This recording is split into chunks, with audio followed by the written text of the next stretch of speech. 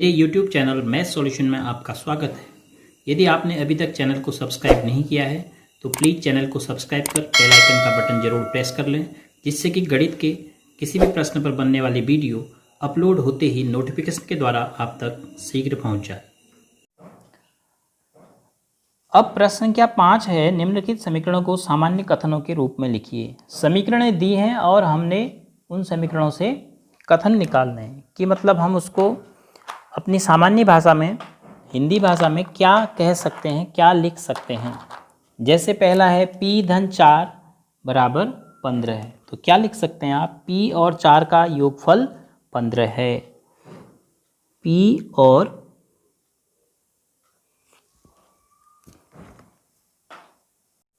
तो p और 4 का योगफल 15 है। m ऋण 7 बराबर 3 को लिख सकते हैं। संख्या m में से 7 घटाने पर 3 प्राप्त होता है। इसी प्रकार आप जैसे 2m बराबर 7 लिखा है तो क्या लिख सकते हैं इसको? संख्या m को 2 से गुणा करने पर गुणनफल 7 प्राप्त होता है, या संख्या m का दुगुना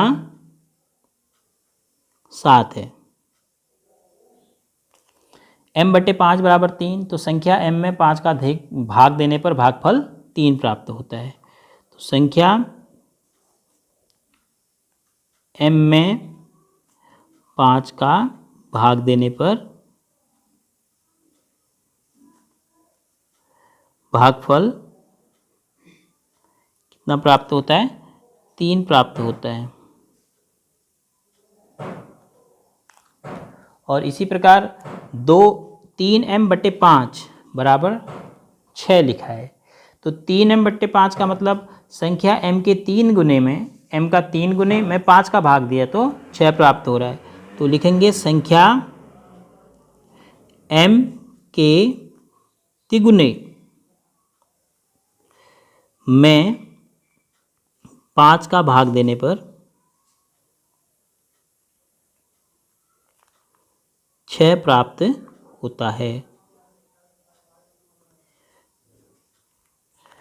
3p धन 4 बराबर 25, तो p का 3 गुना 4 अधिक 25, तो लिख सकते हैं p के 3 गुने से 4 अधिक 25 है, या p के 3 गुने से 4 अधिक 25 के बराबर है। या फिर लिख सकते हैं p के 3 गुने में 4 जोड़ने पर 25 प्राप्त होता है। तो p के 3 गुने से 4 अधिक 25 के बराबर है, 25 के बराबर है। 4p ऋण 2 बराबर 18 है, तो p के 4 गुने में से 2 घटाने पर 18 प्राप्त होता है। p के 4 गुने से 2 कम 18 के बराबर है।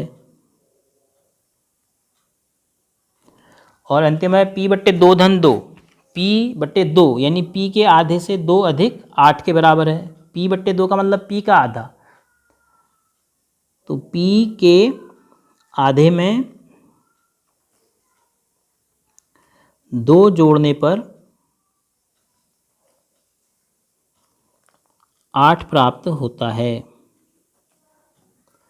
तो इस प्रकार आप संख्याओं से कथन प्राप्त कर सकते हैं, समीकरणों से कथन प्राप्त कर सकते हैं। जो समीकरण में संख्याएं हैं वो आपने ध्यान से सोचनी है कि कौन बीजगणित की है, कौन अंकगणित की है, कौन चर संख्या है, कौन अचर संख्या है। फिर उनके आधार पर जो समीकरण में बराबर का चिन्ह दिया है, तो आप एक चीज़ को बाएं पक्ष में और एक चीज़ को दाएं पक्ष में बोलेंगे। जैसे हम लिख रहे हैं कि 4p ऋण 2, 4 के 4 गुने p